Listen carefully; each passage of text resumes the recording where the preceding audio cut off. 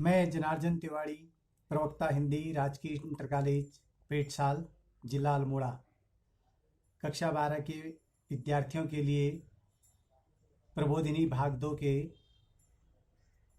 चतुर्थ पाठ का हिंदी अनुवाद ध्यान से पुस्तक में देखें और शब्दों के अनुवाद को ग्रहण करें। चतुर्थ पाठ भारत रत्नम गोविंद वल्लभ पंत। भारत रत्न पंडित गोविंद वल्लभ पंत एक नवयुवक अधिवक्ता श्वेतवेश शिरसि टोपिका धृत्वा न्यायालय प्रविष्टवान। एक नवयुवक अधिवक्ता सफेद वेशभूषा में सिर में टोपी धारण किए हुए न्यायालय में प्रवेश किया। आंग्ल न्यायाधीश एतस्य नवयुवकस्य गौरवमयं भारतीयं वेशं दृष्ट्वा तम आदिष्टवान। अंग्रेज न्यायाधीश ने इस नवयुवक के गौरवमयी भारतीय वेशभूषा को देखकर उसको आदेश दिया यत् टोपिकां विना न्यायालयं प्रविशतु, कि बिना टोपी के न्यायालय में प्रवेश करो, अन्यथा बहिर्गच्छतु, नहीं तो बाहर चले जाओ। स नवयुवक आंग्ल न्यायाधीशस्य समक्षम अवदत्। वह नवयुवक अंग्रेज न्यायाधीश के समक्ष बोला, अहम न्यायालयं त्यक्तुं शक्नोमि परं स्वटोपिकां न निष्कास्यामि। मैं न्यायालय को छोड़ सकता हूं, लेकिन मैं अपनी टोपी नहीं निकालूंगा। यतो हि एषः मम आत्मगौरवस्य विषय अस्ति, क्योंकि यह मेरे आत्मगौरव का विषय है। एषः नवयुवकः भारतस्य गौरवपुरुषः राष्ट्रभक्तिभावना सम्पन्नः भारत रत्नम इति उपाधिना विभूषितः पंडित गोविंद वल्लभ पंत आसीत्। यह नवयुवक भारत का गौरव पुरुष, राष्ट्रभक्ति भावना से संपन्न, भारत रत्न की उपाधि से विभूषित यह नवयुवक भारत के गौरव पुरुष, राष्ट्रभक्ति भावना से संपन्न, भारत रत्न उपाधि से विभूषित पंडित गोविंद वल्लभ पंत था। पंडित गोविंद वल्लभ पंतस्य जन्म उत्तराखंडस्य अल्मोड़ा जनपदे खूंट नामके ग्रामे 87+18 वर्षे अभवत्। पंडित गोविंद वल्लभ पंत का जन्म उत्तराखंड के अल्मोड़ा जिले के खूंट नामक गांव में 1887 ईस्वी वर्ष में हुआ। अस्य पितु नाम श्री मनोरथ पंत आसीत्। इनके पिता का नाम श्री मनोरथ पंत था। पंडित गोविंद वल्लभ पंतस्य प्रारंभिकी शिक्षा तस्य मातामहस्य श्री बद्रीदत्त जोशी महोदयस्य गृहे स्थित्वा अभवत्। पंडित गोविंद वल्लभ पंत की प्राथमिक शिक्षा उनके नाना श्री बद्रीदत्त जोशी महोदय के घर पर रहकर हुई। तस्य मातामह कस्यचित् आंग्ल अधिकारिणः प्रमुखः सहायकः आसीत्। उनके नाना किसी अंग्रेज अधिकारी के सहायक थे। पंडित गोविंद वल्लभ पंतस्य उच्च शिक्षा शिक्षाया प्रसिद्धे केंद्रे प्रयाग नगरे संपन्ना अभवत्। पंडित गोविंद वल्लभ पंत की उच्च शिक्षा के प्रसिद्ध केंद्र प्रयाग नगर में संपन्न हुई। प्रयाग नगरे सह श्रेष्ठ राजनीतिज्ञानां संपर्के आगच्छत्। प्रयाग में वह श्रेष्ठ राजनीतिज्ञों के संपर्क में आए। ततः एव तस्य राजनीतिकं जीवनम आरब्धवान। इसके बाद उनका राजनीतिक जीवन प्रारंभ हुआ। विधि शिक्षा अध्ययनांतरे सः अधिवक्ता रूपेण जीविकोपार्जनम आरब्धवान। विधि की शिक्षा के पश्चात उन्होंने अधिवक्ता के रूप में जीविकोपार्जन प्रारंभ किया। समाजोत्थानाय विविधानि कार्याणि कुर्वन् सः जीवनस्य उच्च शिखरं प्राप्तवान। समाज के उत्थान के लिए अनेक कार्यों को करते हुए वह जीवन के उच्च शिखर को प्राप्त किए। आरंभ काले तस्य राजनीतिकं क्षेत्रम उत्तराखंड में आसीत्। प्रारंभ में उनका राजनीतिक क्षेत्र उत्तराखंड में ही था। परम शनैः शनैः तस्य व्यक्तित्वस्य प्रभावः राष्ट्रव्यापी अभवत्। लेकिन धीरे धीरे उनके व्यक्तित्व का प्रभाव राष्ट्रव्यापी हुआ।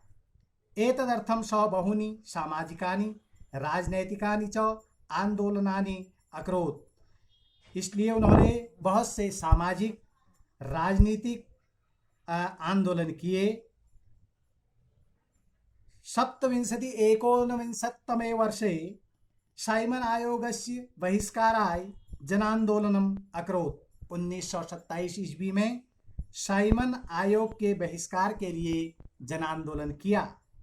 कुमायूं प्रांते व्याप्तां नायक प्रथां सह समाप्यत। कुमाऊं प्रांत में व्याप्त नायक प्रथा को उन्होंने समाप्त किया। साइमन आयोगस्य राष्ट्रव्यापी विरोध समये पंडित जवाहरलाल नेहरू महोदयस्य प्राणरक्षाय आरक्षकाणां दंड प्रहारान् सह स्वस्य उपरि असहत। साइमन आयोग के राष्ट्रव्यापी विरोध समय पंडित जवाहरलाल नेहरू महोदय के प्राण रक्षा के लिए सैनिकों के सिपाहियों के दंडों के प्रहार को उन्होंने अपने ऊपर सहा। तस्मात् कारणात् आजीवनम तस्य शिरः कंपते स्म। इस कारण से आजीवन उनका सिर कांपता था। 1939तमे वर्षे एषः उत्तराखंड लवण सत्याग्रह आंदोलनस्य नेतृत्वम् अकरोत्। 1930 ईस्वी में इन्होंने उत्तराखंड नमक सत्याग्रह आंदोलन का नेतृत्व किया। सत्याग्रह आंदोलन समये सः कारागारं प्रेषितः। सत्याग्रह आंदोलन के समय उनको कारागार में भेजा गया। एवमेव सः अनेकेषां स्वतंत्रता आंदोलनानां नेतृत्वम् अकरोत्। इसलिए उन्होंने अनेक स्वतंत्रता आंदोलनों का नेतृत्व किया। तेषु भागं च अवहत् और उनमें भाग लिया। पंडित जवाहरलाल नेहरू, महात्मा गांधी, सरदार वल्लभ भाई पटेल सदृशा राष्ट्र नेतारः भाषा विवाद निवारण सदृशानि महत्वपूर्ण कार्याणि तस्य द्वारा संपादितवन्तः। पंडित जवाहरलाल नेहरू, महात्मा गांधी, सरदार वल्लभ भाई पटेल जैसे राष्ट्र नेताओं ने भाषा विवाद निवारण जैसे महत्वपूर्ण कार्यों को उनके द्वारा संपन्न करवाया। 17-19 वर्षे एषः कांग्रेस दलस्य नेता चित्तः जातः। 1937 ईस्वी में इनको कांग्रेस दल का नेता चुना गया। तदंतरम संयुक्त प्रांतस्य मुख्यमंत्री च अभवत् और उसके पश्चात संयुक्त प्रांत के मुख्यमंत्री बने। पंडित गोविंद बल्लभ पंतः स्वप्रतिभाबलेन भारतस्य संविधान परिषदः सदस्यः, संयुक्त प्रांतस्य मुख्यमंत्री, भारत सर्वकारस्य गृहमंत्री, अनेकेषां समितीनां संगठनानां च सदस्यः अपि अभवत्। पंडित गोविंद बल्लभ पंत अपने प्रतिभा के बल से भारत के संविधान परिषद के सदस्य, संयुक्त प्रांत के मुख्यमंत्री और भारत सरकार के गृह मंत्री, अनेक समितियों और संगठनों के सदस्य भी बने। पंडित गोविंद बल्लभ पंत देशभक्तः, समाजसेवकः, नेता, कुशलः राजनीतिज्ञः च आसीत्। पंडित गोविंद बल्लभ पंत देशभक्त, समाजसेवक, नेता और कुशल राजनीतिज्ञ थे। कृतज्ञ राष्ट्रेण 1750-19 वर्षे भारत सर्वकारस्य सर्वोच्चेन नागरिक सम्मानेन भारत रत्न इति उपाधिना अयं महापुरुषः सम्मानितः। कृतज्ञ राष्ट्र के द्वारा 1957 ईस्वी में भारत सरकार के सबसे बड़े नागरिक सम्मान अर्थात भारत रत्न की उपाधि से इस महापुरुष को सम्मानित किया गया। पंडित जवाहरलाल नेहरू अस्य व्यक्तित्व संदर्भे उक्तवान। पंडित जवाहरलाल नेहरू ने इनके व्यक्तित्व के संदर्भ में कहा, पंडित गोविंद बल्लभ पंतः झंझावातेषु अपि मार्ग प्रदर्शकः दीपकः आसीत्। पंडित गोविंद बल्लभ पंत तूफानों में भी मार्ग प्रदर्शक दीपक के समान थे। पंडित गोविंद वल्लभ पंतः 61 वर्षे मार्च मासस्य 7 दिनांके इहलोकं परित्यज्य दिवं जगाम।